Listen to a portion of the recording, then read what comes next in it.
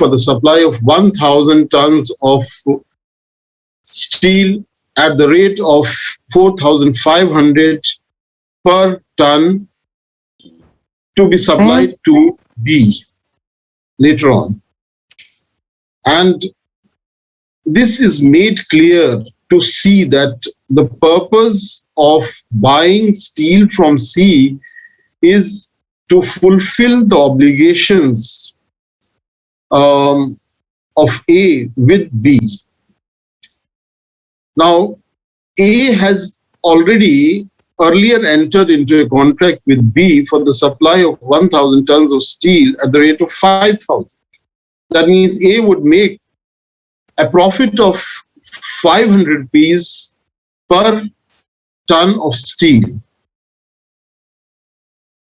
And suppose on that promised day, C is not able to supply that much of steel to A.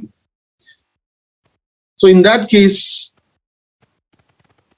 A would then rescind the contract and then would claim damages from C for the non-performance of C's obligation.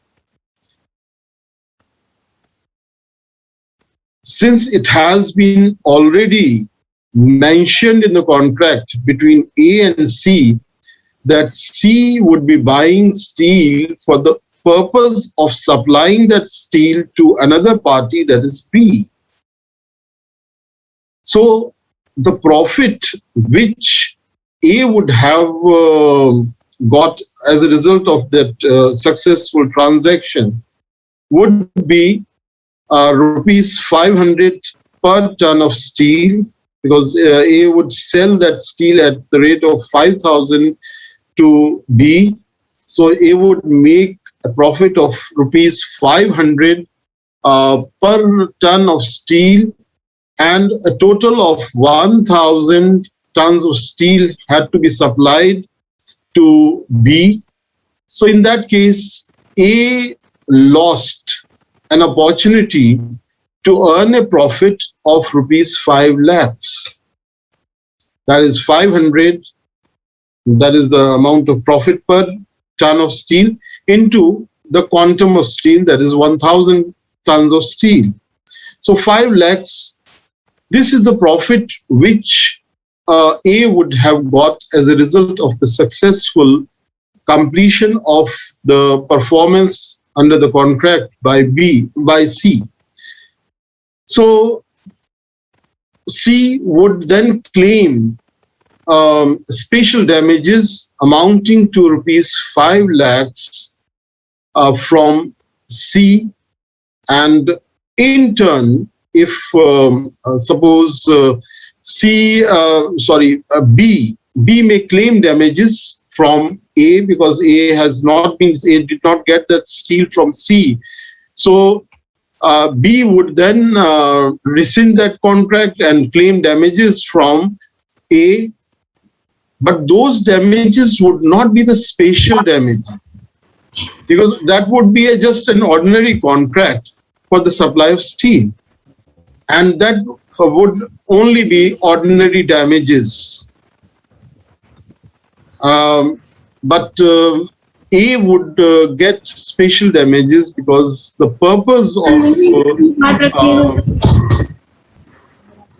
conducting that or performance of that contract was mentioned in the contract between A and C.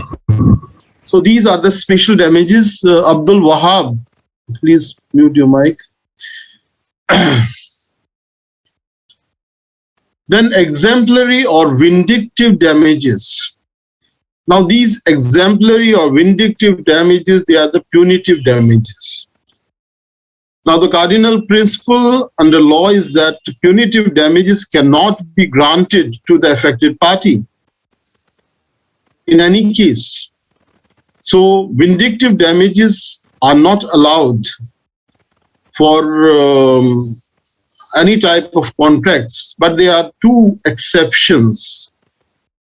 One is the contract to marry. So if there is a marriage contract which is made between two parties, and there's a breach of obligation from the part of one of the parties to the contract. So vindictive or punitive damages can be granted. And the punitive damages basically are based on the extent of, say, emotional distress or feelings which are hurt. So it depends on the amount of or the quantum of the effect on the affected party. That is how much the feelings of the other party are hurt. So this is one exception. Second exception is the dishonor of the check by a banker when there are sufficient funds to the credit of the customer. So if the bank dishonors a check that is presented by the customer, although there are sufficient funds which the customer has in that particular bank, then in that case, there would be punitive damages that may be granted to the customer. And the rule is that the smaller the amount, the higher would be the penalty that would be granted. Adil Akhtar, please mute your mic. Nominal damages. Then we have nominal damages. Now these nominal damages, they are just for the name's sake. They are not ordinary damages. They are not punitive damages. They are just nominal in the sense that if the affected party has not borne any losses by the non-performance of the party which is guilty of non-performance, then if no damage has been caused or no loss has been borne by the affected party, then for the namesake, just for getting a decree of, say, from the court that the damages have been granted to the affected party and the other party has undertaken or made a breach of contract. So just for the getting a decree from the court, this nominal damage is paid to the affected party. It can be, say, 5 rupees or 10 rupees just for getting a decree from the court. Otherwise, it won't compensate the affected party, and there's no need of compensating the affected party. And the affected party has not borne any loss. So there's no need of compensating the affected party. Then we come to the duty to mitigate damages. It is the duty of the affected party to lessen or mitigate the damages by his own conduct. How can the affected party lessen the damages? Now, this is a duty of the affected party. I mean, any alternative action has to be taken by the affected party, or course of action has to be taken by the affected party. Like, for example, suppose there are two parties, A and B, and A has taken a shop on rent from B and has paid the advance payment to B, but B has not given the possession of that shop to A. There may be some reasons, for example, the construction may not be complete, or maybe other reasons may be there. So, although there were other shops available in the vicinity in that particular market, but A did not take other shops from in that particular locality, and A only relied on B for that shop. And A did not do any business, say, for 8 months. And then, since B did not give the possession of that promised shop to A, so A filed a suit for rescission and for claiming damages. It was held that A could have mitigated or lessened the damages by way of taking some other shop if B was not giving the possession of that shop. So A could have taken some other shop in that particular locality, because other shops were available in that locality, and that would have saved A from the losses that he did bear during those 8 months. He could not do any business. So this is how, I mean, the courts, they want that the affected party should take alternative course of action in order to lessen the damage, or in order to avoid the other party paying the damages. Likewise, if suppose within 15 days some goods had to be delivered by the seller, and the seller did not deliver those goods, so the buyer could take such goods from the open market instead of waiting for say 2 or 3 months for the seller to deliver the goods. So it's the duty of the affected party to lessen the damages. Then liquidated damages and penalty. Liquidated damages are the pre-estimated damages which are made by the affected party in advance, so that if there's non-performance of the obligations by the other party, those liquidated damages may be claimed. Now, these liquidated damages, they are allowed by the court. They are the pre-estimated damages, and then they are the reasonable damages or ordinary damages. That is the amount of loss which the affected party may bear in case the other party does not fulfill the obligations. So it's pre-estimated amount that is usually mentioned in the contract, that the liquidated damages would be such and such amount. If the other party does not pay that amount, does not perform, then such liquidated damages would have to be paid by the party which is guilty to the affected party. And then penalty. Penalty cannot be claimed as pre-estimated or even after the non-performance or breach of obligations.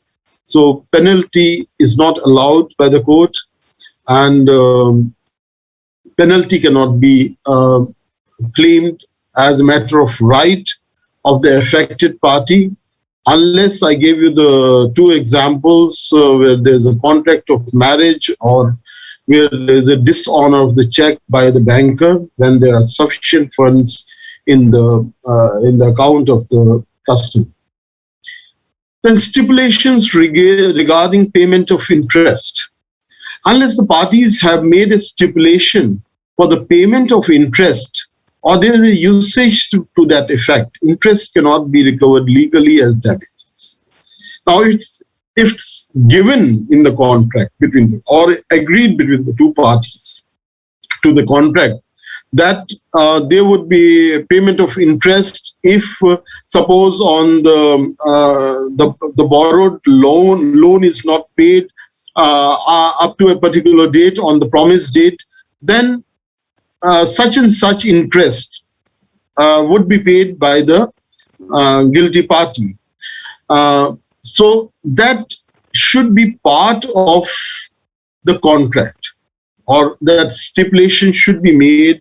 There should be a clause relating to the payment of interest if the particular amount is not returned,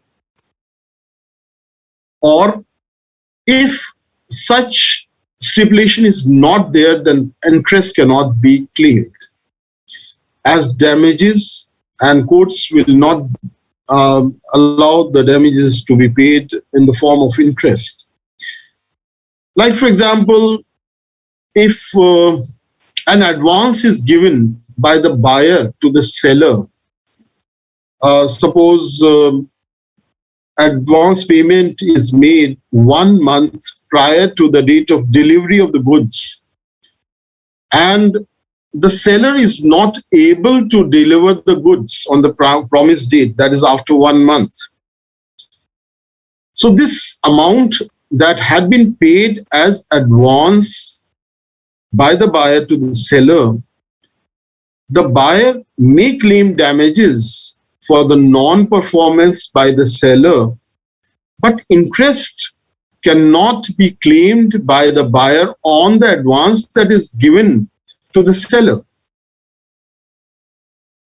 So interest cannot be claimed as damages, but then if there is a stipulation or there's a clause relating to the payment of interest on the amount which lies with the seller for a period of, say, 1 month or 2 months, that is the period within which the advance has been given to the seller.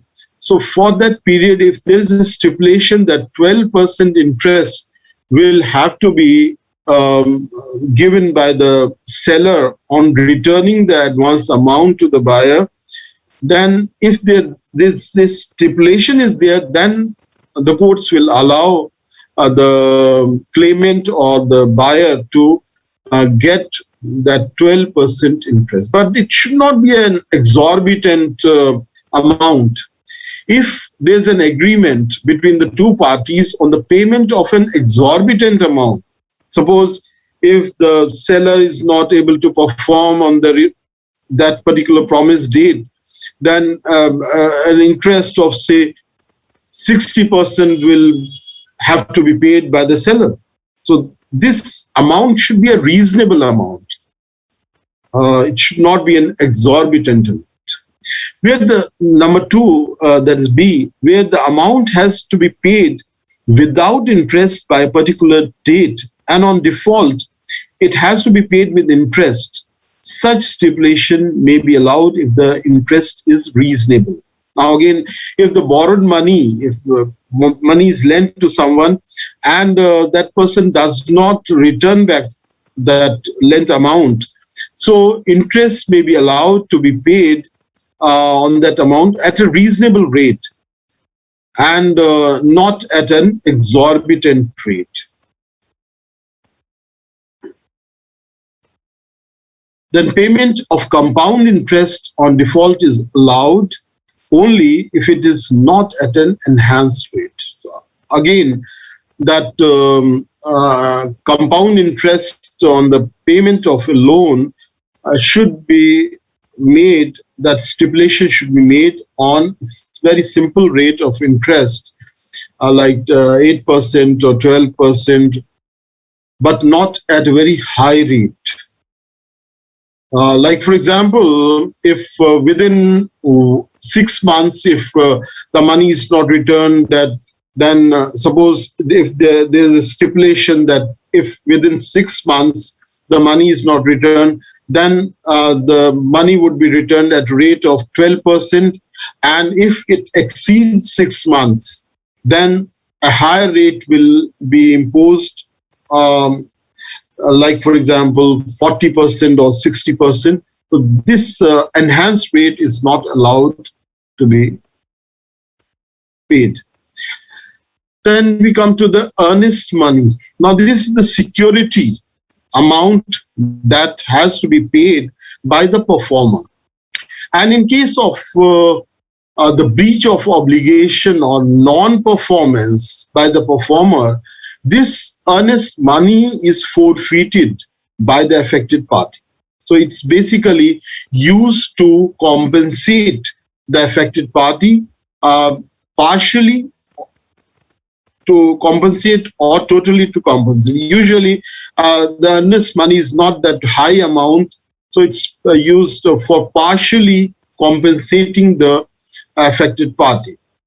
And the affected party may claim damages, and the outstanding amount, that is the amount exceeding that earnest money, that would have to be then paid by the party which is guilty of non-performance. Then cost of suit. Now, the cost of suit is usually borne by the party which is at fault, and all the costs relating to the filing of his suit in the court of law, and other charges, notarial charges or other charges which are paid by the plaintiff, they are to be paid by the affected party, that is the person or the party which has at default. Now, anything related to this slide which is not clear or needs to be explained further?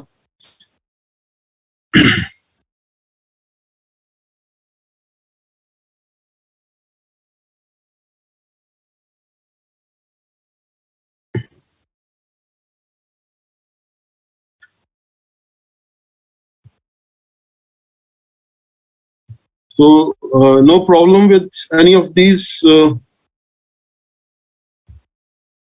terms and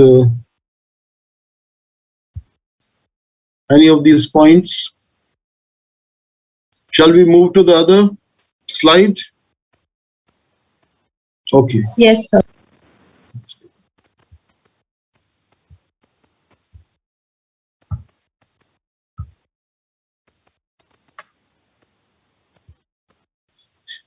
Now, suit upon quantum merit. Quantum merit is means whatever has been earned. So the quantum or the amount that has been earned. So suppose there's a building contract, and only say one floor has been constructed, and the owner does not, or due to some circumstances, the full building could not be constructed. So the contractor would claim payment of the amount which, or the work that has been done by the contractor. So basically, where the contract is divisible and the other party has enjoyed the full benefit of that contract. So where contract is divisible, the amount of work which has been done by the other party or the performance that has been made by the party, although full performance could not be made due to certain circumstances. So in that case, the amount of damage that the claim for the payment or performance from the other party, like payment of the amount for the work that has been done, that has to be made on the basis of the amount or the piece of work that has been done. So number A, where work has been done in pursuance of a contract which has been discharged by the default of the defendant. Like, for example, I gave you the example that there's a construction work, for example, and contractor, the owner and the contractor, they enter into a contract for the construction of a 3-storied building. And after the construction of the first floor, um, the owner does not allow the builder to build any further floors on that land. Now, since this work was divisible and the total first floor had been constructed by the contractor, so in that case, the amount of work that has been done, that is the first floor that has been constructed by the contractor, that much of payment has to be made to the contractor. Basically, it's on the basis of the division of work, that is, if that contract is divisible and the amount that has been, the amount of work or performance that has been made, on the basis of that, the payment has to be made. So the contractor can file a suit for quantum merit, that is, the owner did not allow him to construct any further floors on that land, and whatever work has been done, payment should be made by the owner to the contractor. Although this does not free the or restrict, the contractor from claiming damages under that particular contract, because the contractor had the contract was for the construction of 3 floors, for example. Number 2, where work has been done in pursuance of a contract which is discovered void or becomes void, provided the contract is divisible. Like, for example, if there is a renovation work which is to be done in a building or in an apartment, and the contractor completes the work of, say, renovating the kitchen of that apartment. And after the completion of the work of the kitchen, there's an earthquake and the whole building crumbles down. Now, in that case, the contract becomes void, because due to the happening of earthquake, naturally the contract cannot be performed fully by the contractor, because the building is raises to the ground. Now, the contract becomes void. But since the contractor had completed the work of the kitchen, so the payment relating to the repair and of the work relating to the kitchen, which was pre-estimated that this much amount would occur, so that much payment will have to be made by the owner of that apartment to the contractor. Number C, when a person enjoys benefit of non-gratuitous act, although there exists no express agreement between the parties, when services are rendered or goods are supplied by a person, number 1, without any intention of doing it gratuitously, and the benefit of the same is enjoyed by the other party, the latter must compensate the former or restore the things so delivered. Like, for example, when there was no express agreement between the parties, and services they are or goods they have been enjoyed by the other party, so the affected party or the person who had provided those services or goods must be compensated. Suppose there's a seller who by mistake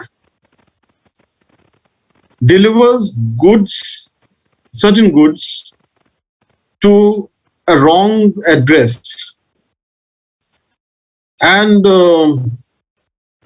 like, for example, certain eatables, for example, at the wrong address, and that person who took the delivery of those goods consumed those goods.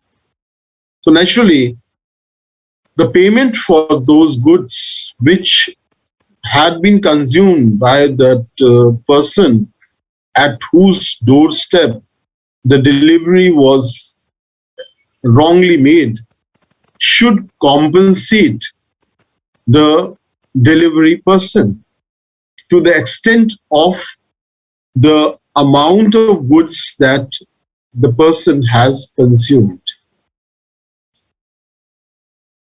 Number D, a party who is guilty of breach of contract may also sue on a quantum merit provided both the following conditions are fulfilled. Number one, the contract may be divisible.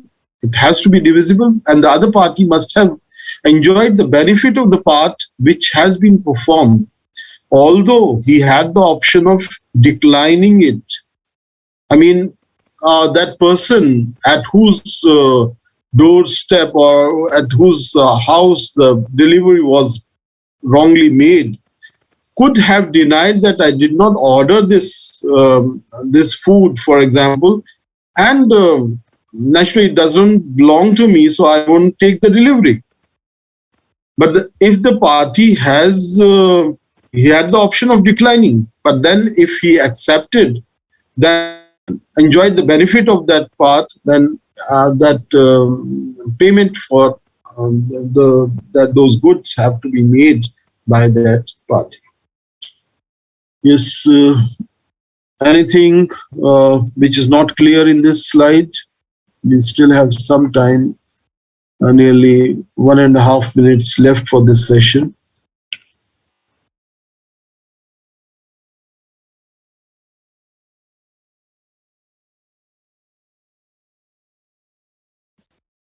Okay, so we'll move to the other slide.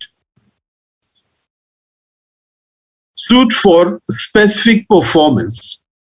Specific performance means the performance which is made by a particular person specifically, which is really a personal performance, performance. Like, for example, painting a picture or singing a song, or sometimes the goods also, which are unique goods which cannot be brought from the open market. Like, for example, rare artifacts which are promised. Now, the performance relating to the purchase of artifacts, naturally that's specific performance. So inshallah, tomorrow we'll take up this slide relating to the performance of specific suit for specific performance and suit for injunction. There's less than a minute left for this session, so I'll be closing up